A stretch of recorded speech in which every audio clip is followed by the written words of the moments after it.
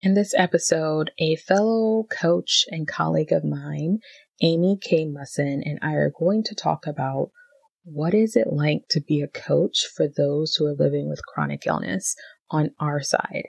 I thought this is such a powerful conversation because I've had so many women that I've talked on sales calls or group coaching calls or just women that I've talked to who live with chronic illness, and the horror stories that I have heard about what they've been told without any compassion or understanding of what it's like to live with chronic illness and disability and deal with that along with deciding and choosing to grow a business is not like a one size fits all approach. It is not linear. It's like a roller coaster that's on and off of its rails, and you don't know where it's going sometimes. And even when you do know where it's going, you want people in that passenger seat with you who understand and give you compassion and helps you to find and nurture those resilient tools that you have already cultivated, but to use them to help you to grow. And so in this episode, Amy and I are talking about, from my point of view, living with chronic illness and also supporting women with chronic illness. And Amy, who has her own perspective on chronic issues and growth, how does that look like for her? How has she stepped out of her uncomfortableness to grow and be there for her clients, to grow with them, grow along with them, and why this is important for you, the listener, who may be living with chronic illness, who's working with a coach, or who is thinking about working with a coach. What are some things you want to pay attention to know whether or not you're really getting the support you need in order to grow? I have loved chatting with Amy. I was on her podcast. You get to hear my growth moment as a woman living with chronic illness in a very personal, real, raw way. It's probably one of my favorite episodes to date that I've recorded on someone else's podcast. It was just amazing. So I'll put the link of that in my show notes, but you're definitely going to want to tune in because Amy's personal and professional coaching practice is founded on over 15 years of building and running startup companies. She's had roles ranging from Air Force officer to vice president, general manager, and company founder. She has been doing and been in a part of this coaching industry since 2002 and has mentored hundreds of individuals here in the United States and Canada. Besides all that, Amy is just a beautiful person who's like so vulnerable and authentic. It's refreshing. Okay. So I can't wait for you to tune in. Definitely know that there are going to be some gems along the way. So stay tuned.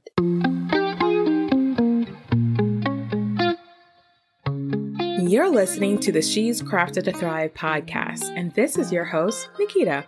On this show, we're talking about what it's like to start, grow, and scale a business while living with chronic illness. You will hear from other creatives and CEOs as they share their stories and the lessons that led them to learn to lean more into what worked for them. You'll discover that success does not mean perfection, and fear, negative thoughts, and challenges are all a part of the journey, but there's always an abundance of wins. So stay tuned and you'll find the inspiration and tools you need to craft a life and business that thrives. Alrighty, I am so excited to have Amy on the show. I was recently on her show and we had so much fun. So Amy, please tell us who you are, what you do, where you're from, and all of that beautiful jazz. I'm excited to be here because I'm all about the Nikita energy. I got to tell you, when I told you, when I see a video of yours on Instagram or a post or get your newsletter, honestly, I just big smile to match the smile that you bring to everybody. And so super joyful today. And I am Amy K. Musson. I am a growth and leadership coach. Been doing this for a while, about 20 years. And I always say, I love all the growers and those ages and stages across industry, genders, diversity. I'm just fascinated with, kind of like a growth junkie, I would say. And so I do that. I've always done that with one-on-one coaching, but ever since COVID, the last few years, there's a lot of pieces in my ecosystem that have kind of popped up. So there's a podcast for the past year. There is called The Growth Moment. And then there are coaching groups, which I've been doing for a year and a half, but still feel new and fresh. and can't believe that I hadn't been doing them all along. They are a joy. And then just started a couple months ago, a monthly workshop so that, again, all the growers would have access. And so I'm pleased at this moment in time that there's kind of a place for everybody, different budgets, different growth needs, and that I can just freely give without worrying about, oh, does everybody have what they need? It's kind of like, oh, no, everyone's got the full table of food. Go at it. I love that. I love that. And I have to be completely honest with you. When we first met, which was in the Advance, which is a networking group, and I shouldn't say networking group. They probably would be like so offended that I could just call it a networking group, but it basically is that. Okay. Yeah. Yeah. You were like, I'm a growth expert. And I was like, okay, that sounds cool. But I was like, I have no idea. I mean, isn't everybody a growth person in my head? And then we had our podcast interview where me and you talked, and I was like, after that conversation, I was like, you know what? I am a grower. I feel like I'm constantly wanting to learn something new, pushing myself. That's very much how I think. And then I realized talking to someone later on that day that no, not everybody is that way. Right. And so I think growers take it for granted that well, this is what everybody does. They're always looking for not just next level, but what did I get from that? How am I going to shift?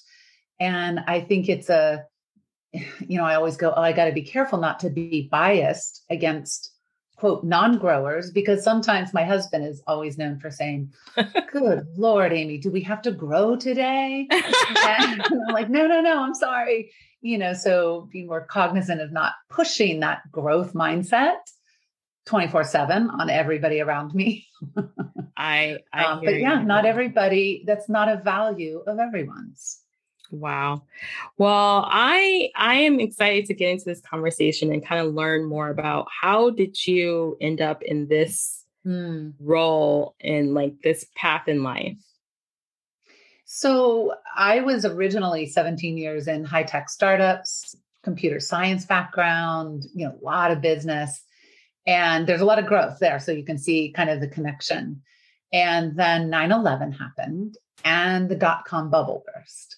So kind of those two converging factors. I was still working in the internet world, but increasingly disenchanted by the smoke and mirrors of that time. Hey, let's just jazz up a bunch of stuff so it looks like we're really fancy and then someone will buy us. And it was the underlying value set increasingly was not about the kind of growth I was interested in. And so I made a pivot, and it was a calling and a gut instinctive feel. It wasn't logical. I just said, I met a couple people who said they were coaches. That seems really interesting. Didn't even really know what it was. And I said, okay, I'm going to start coach training. And my boyfriend at the time, now husband, was like, oh, but then you'll get your real job. I'm like, no, I'm doing this. And so it was, I trained with Coaches Training Institute way back in 2002, did a master's in counseling psychology because I knew nothing about really, human development theory and psychology coming from the tech world. And so it was, I started coaching right away with friends and family and acquaintances and network and never looked back. So since 2002, I have been in this incredible field that I'm grateful for every day. Right. Because I feel like as coaches, you speaking of growing, that's what the coaching world is. It's right. It's growth, right? And it is I think it is my spirit, the core of my spiritual practice, if you will. People say, do you meditate? I'm like, no, I coach, because it continually calls me to be my best self, to step up, to be in integrity, to walk my talk, to go, wow, that piece a client was working on, boy, and you're a little shaky on that ground. You better go get your britches in order. And, so I continually it's not about upping a game or, again, of achievement so much as continually being called to be my true self. Yeah. I love that. I love that. So with that, with all of that experience, and I think it's really cool that you have a tech background just because I'm married to a techie guy. And so I'm like, oh, that's cool. I didn't think I realized that from before. How has this path affected or been a part of your life dealing with any challenges, life hurdles, health challenges? Has that come up, or have you ever had to support someone while you're growing your business and doing this beautiful? Oh God, thing? big both and there, Nikita, because, I would never claim that I've had the kind of chronic health challenges that you and your clients grapple with and overcome and work with. But I've had a handful of my own. You and I were talking about the recent vertigo attacks that I'm having that are absolutely tied to the quote instability in the world and in some aspects of my life. In a different way than a chronic health challenge, I dealt with addiction a ways back. And so I've been 17 years plus sober. And again, but that's a little different kind of a piece. But I would say, go ahead. I would almost say not really. I think there's a bit of it that I think it's the same grappling of just like dealing with that mindset changing. It's definitely chronic. It's not like gone away. Like now that it's been 18 years, oh, I'm good. Like it's a constant. It's a maintenance piece. It's a mindfulness piece for sure. And I think what also comes up is it's not my coaching niche, but I mean, as I'm thinking past the last 20 years, so many clients who've had chronic health challenges. Yeah. And so it's interesting looking at that from the lens of what kind of support and growth is similar to other clients, but actually very different. Yeah. So for sure, a real chunk of clients. Yeah. And I find like for myself and my clients, like who live with chronic pain and chronic, whether that's mentally or emotionally or physically or all of them, right? That there is a different type of growth you have to step into when you are dealing with a chronic limitation or a chronic challenge with your health than someone who's like, oh, I had a random life event that just happened today that's might affect me for like, 2 or 3 months. And now we've overcome it and now we're moving past. It's the not that you can't necessarily break free from that gravity. And I think one of the biggest, because honestly, those clients can sometimes be my biggest challenge and my biggest growth because I'm such a upward trajectory kind of person.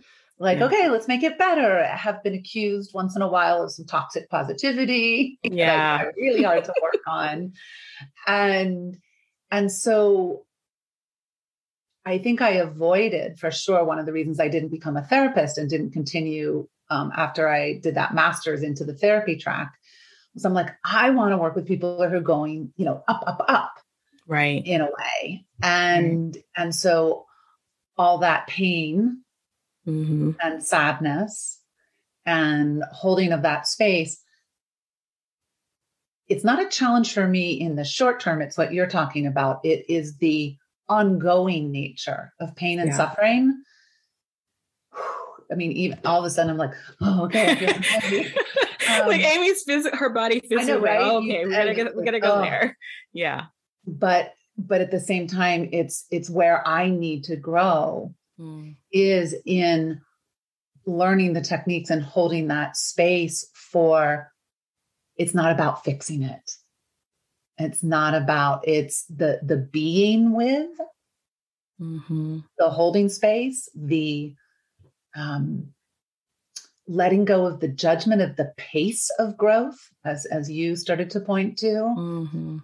Those are a few things that really stand out to me, and witnessing and honoring. Yeah.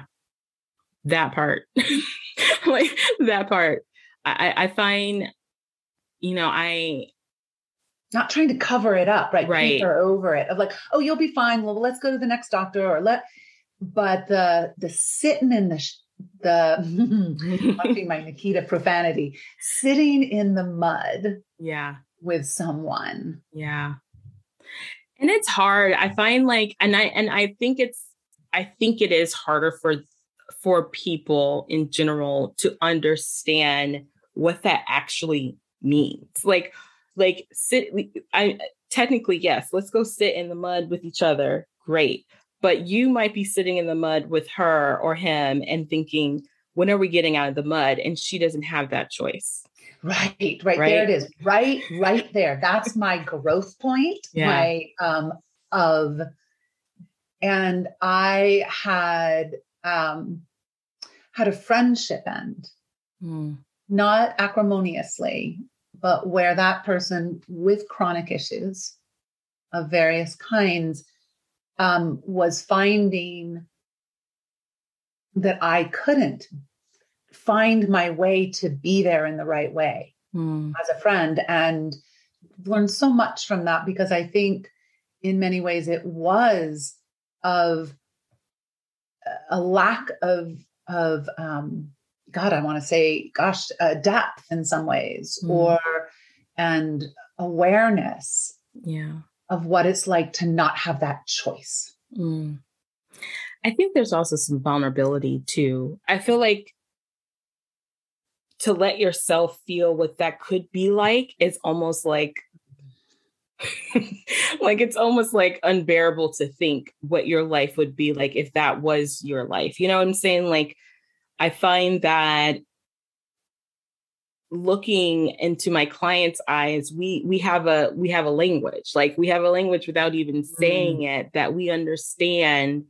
But at the same time, having other people in your corner who don't understand that, but aren't really ready in a place for themselves to go to the thought of that being that it could be their reality, could not sit with you very long. God, right. Exactly. Right. Yeah. Yeah.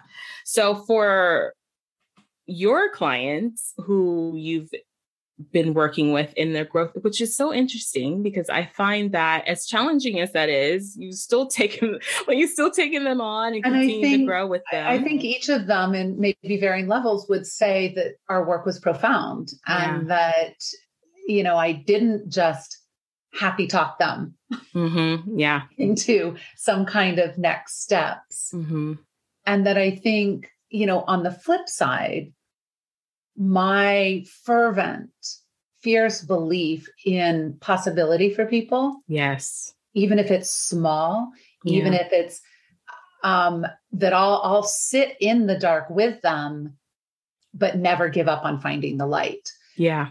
So the light might not be full function or healing or I'm better, I'm done. Yeah. And I think that's where my learning has come, Nikita, is that changing my view of what the light is, that it's not about leaving behind all this pain and suffering. It is finding the new way to be with it. It's finding, the meaning of being in the concentration camp, or, the way to, I often think of people who've inspired me who have been in horrible circumstances and somehow find their way forward, whatever that looks like. Yeah. Whatever that looks like. My beautiful cousin died of ALS, and, such a horribly unfair disease, robbing you of so much. And every moment that weren't all moments, but every moment that I saw her live in the midst of that, again, was an inspiration of, even if it was the smallest piece, but also now I think after her death, I have more, I don't know, grace or respect for all the moments where she didn't move forward, where she was devastated. Yeah. by her illness. Yeah. Yeah, it does put it in a different perspective when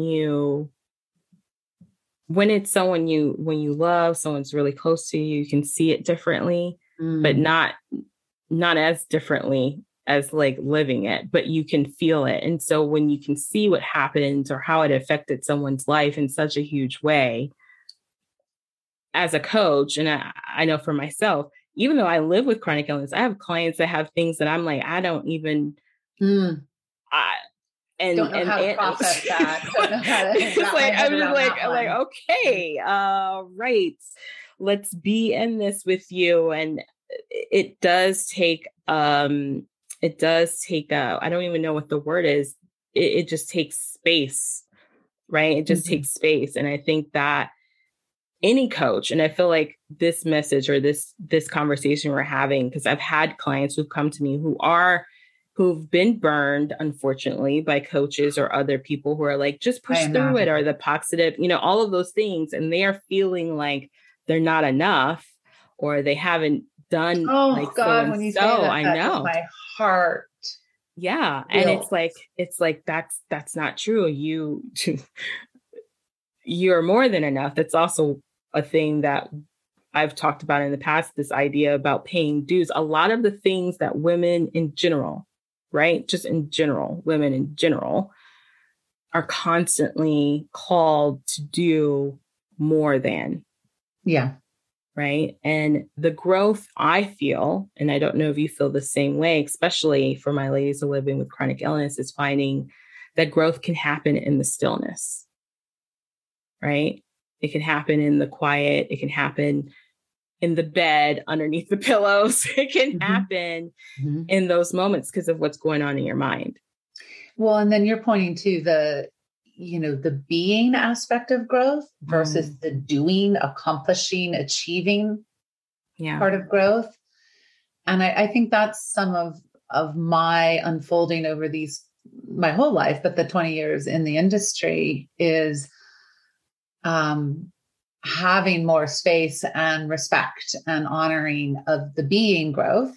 And that so often I always say, hey, being first, doing second. Love that. And so exactly what you say there, Nikita, that can happen under the covers. And for me, oh my goodness. And that's why so many of your episodes, I'm like, oh yes, I needed that. I don't have a chronic illness, but everybody needs to listen to Nikita.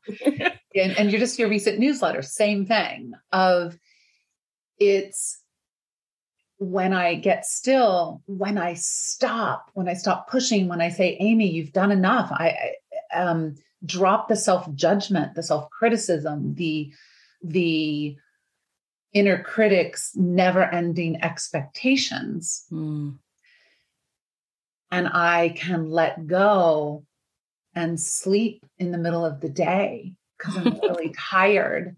Yeah. And then, of course, get up and go, oh, duh, I have a new perspective.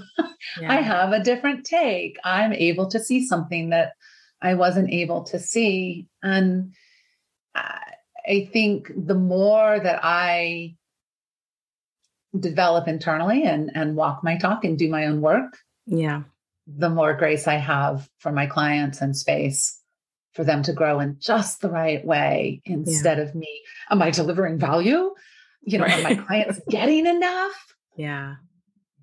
So I'm curious about something you said earlier about these clients that live with chronic illness and they're coming to you for growth.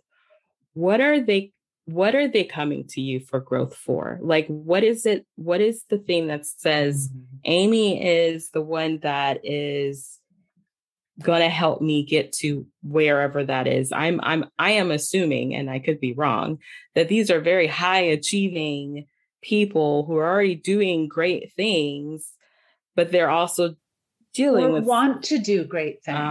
Okay. And not great things. It's the want to become more of themselves, want to live that purpose that they feel they have. So they're definitely not coming to me to quote, get better, or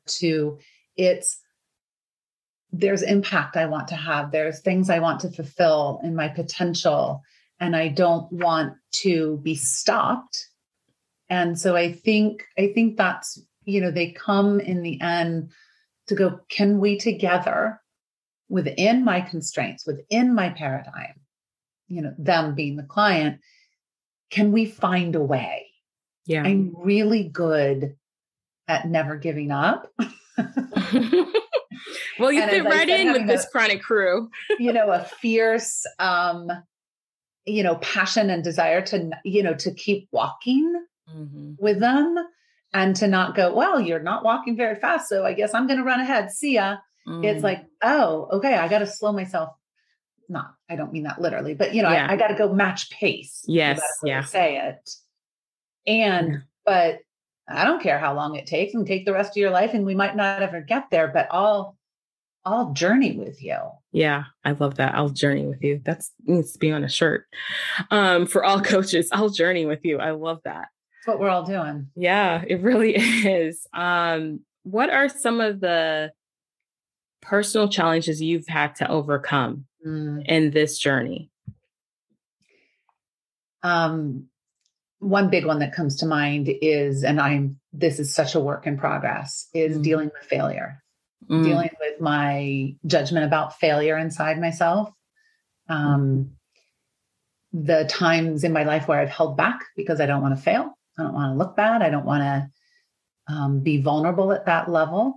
And this goes in my marriage. This goes in my day-to-day life, and certainly in my professional career. And the constantly working on reframing failure, of course, for my clients as, hey, babe, this is just a growth moment. This is just an opportunity to learn. You can't grow without failure. Can't learn without failure. That is probably the hardest thing for me to live up to, that approach. My old tendencies had been to kind of shut down or shut off a part. If I failed in an area, well, let's just close that door and never open it again, and we won't go back. That's why I never did sports. Could not handle. It's not losing from a competitive sense. Not being good enough is a really tough one for me. So that's an ongoing challenge that I would like to think as almost 57 that I've gotten better. Yeah. I was going to ask you, what have you been doing to reframe that for yourself? So much of it is the self-permission, is, literally permission slip to fail, encouragement to myself to use all my coaching tools of, hey, this is just an experiment. We'll see what it goes. And then we'll try something else, as opposed to that binary 1 or 0. It's either you succeeded or you failed. Finding the gray, finding all those shades in between is very helpful to me. And the idea that building blocks. Yeah. Oh, I tried that and it didn't work. Cool.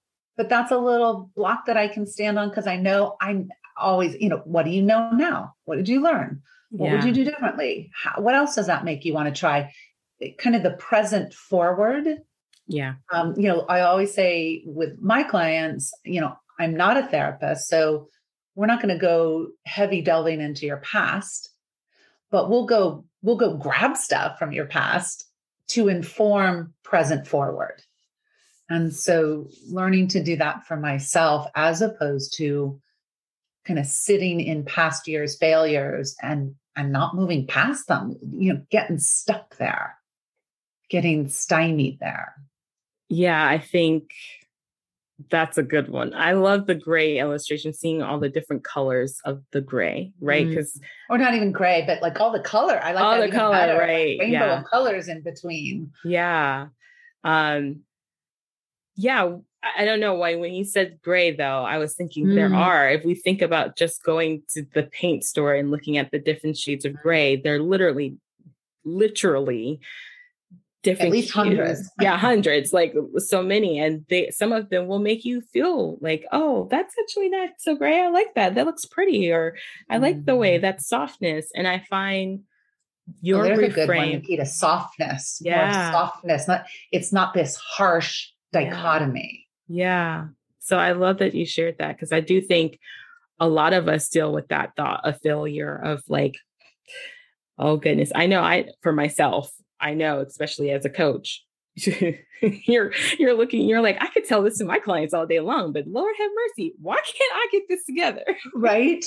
And that's why I'm only as good a coach as I am working on myself. Yes. It's why I have a coach. It's why I do all kinds of self-growth. It's why I am constantly, hopefully lovingly pushing myself to keep going, to keep trying. Because how could I possibly bring anything to my clients if it's all talk? Yeah. So you run a business full of lots of things, lots of people. And, one of the things I've come to love about Amy is that she like works with people in different industries and everything. It's not really niche. I'm the anti-niche. Like she's not niche down. Her only, I guess if you were to say quote unquote niche, is she wants to work with people who are ready to do the work to grow. Right. And I feel like, how do you find harmony in your life and business, running those different facets of that and you growing as a person? And I think, that's what's been the incredible challenge since COVID is because I dialed up my business. I had this crazy comfortable halftime practice the whole time I was a coach. I was raising my son, finishing the master's, doing different things. And so I always like, I work about 15 to 20 hours a week. It was a sweet setup. And for a variety of reasons, it was right for me after COVID hit to go full time. And so one of the challenges that I've had is that it was a kind of old corporate Amy or startup Amy showed up to that full-time challenge instead of coach Amy. And so where, slip back into some very old patterns and almost limiting beliefs about you got to work really hard and you got to work all night and you got to bust your butt and, all of these things. And so honestly, balance has been a big problem that I'm actively working on with my coach. And I would say I have made some drastic improvement, but I have quite a ways to go this year to balance effort, to balance money, to balance why am I doing this anyway? Don't lose the passion and the beauty because you're doing it too much. Yeah. Oh, yeah. Yeah. So I would say my balance is, and hence why I'm saying the vertigo should not have been a shocker.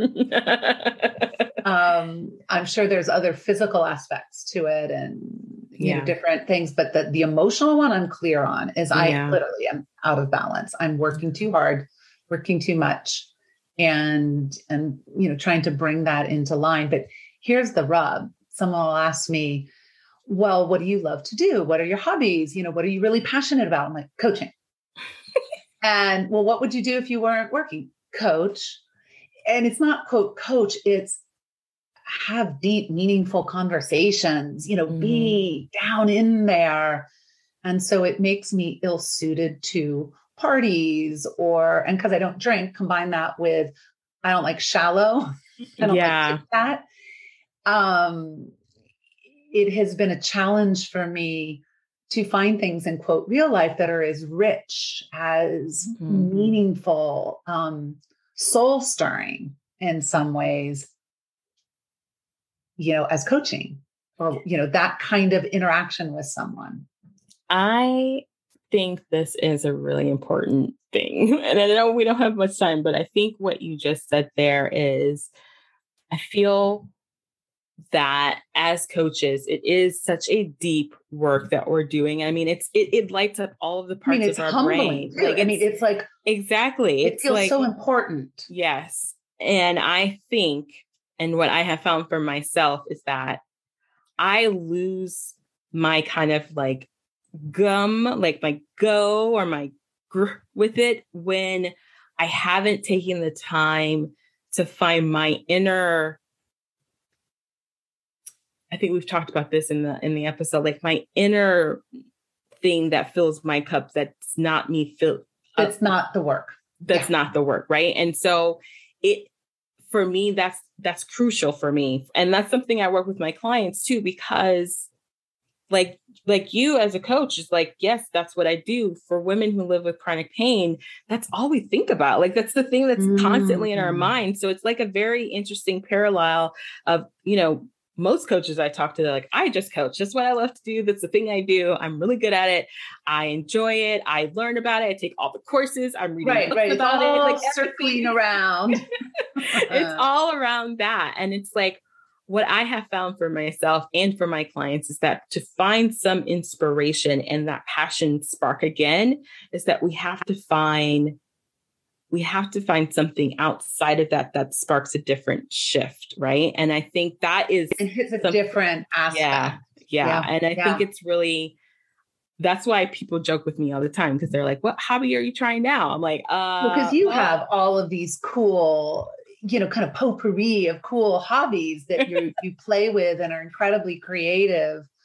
And I actually, as I've learned that about you, I've been thinking, I don't know, I don't even have answers yet or ideas, but like, it would be cool to find some stuff to try. Yeah, I think so. I think that are very out of my comfort zone or just very different for me to light up a different part of my heart and my brain. Would be really good medicine. Yes, I love that. So we already I think I already know the answer to this question. Like, what inspires you? What inspires me? I mean, yes, at the heart of humans inspire me.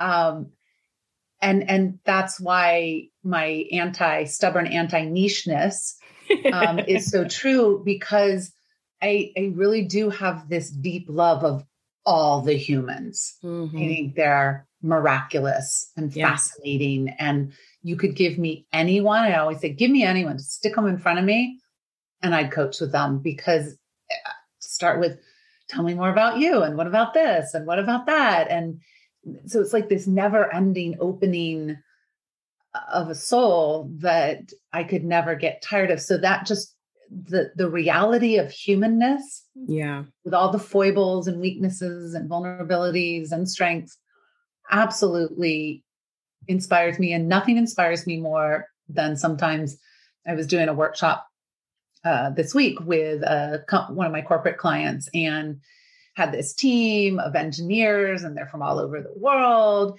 And, super smarty pant people, PhDs and all these different things, but there were just all these faces in my Zoom. And I just had this giddy moment at the beginning of like, oh my God, I love all these people. I don't even know them, but look at them. How awesome are these humans? That's is just being in front of the people. I have this huge smile just thinking about it. And dogs inspire me. Dogs inspire me because of the unconditional joy and love. And, if I could be more like a dog, I think I'd be a better human instead of the other way around. So that inspires me as well. And more, moral courage, emotional courage, not so much physical, but it's that courage to go into areas that we don't feel comfortable, because we want to experience and be more. Anybody who's doing something like that, blows me away. I love that. Well, this has been so amazing. I would love if you were to share one practice of growth, like one tool, one shift someone might be, they're listening to this, and my crowd of people, what would be one thing you would share with them that could? I mean, I'm tempted to say it's the self-love thing. But I think it's the both and thing would be the one tool, is anyone who coaches with me, maybe gets sick of me saying, well, what's the both and there? So whenever we're in that either or place of, well, I can take care of myself and my illness, or I can, how can you have both and? Not because it's a magic solution, but literally it lights up a different part of your brain. The either or is one part. The both and is the union, the combo. And it sets your brain to going, oh, well, what would that look like? That is probably my all-time favorite tool that has never failed me. Yeah. I love that. That's something I talk with my clients with too.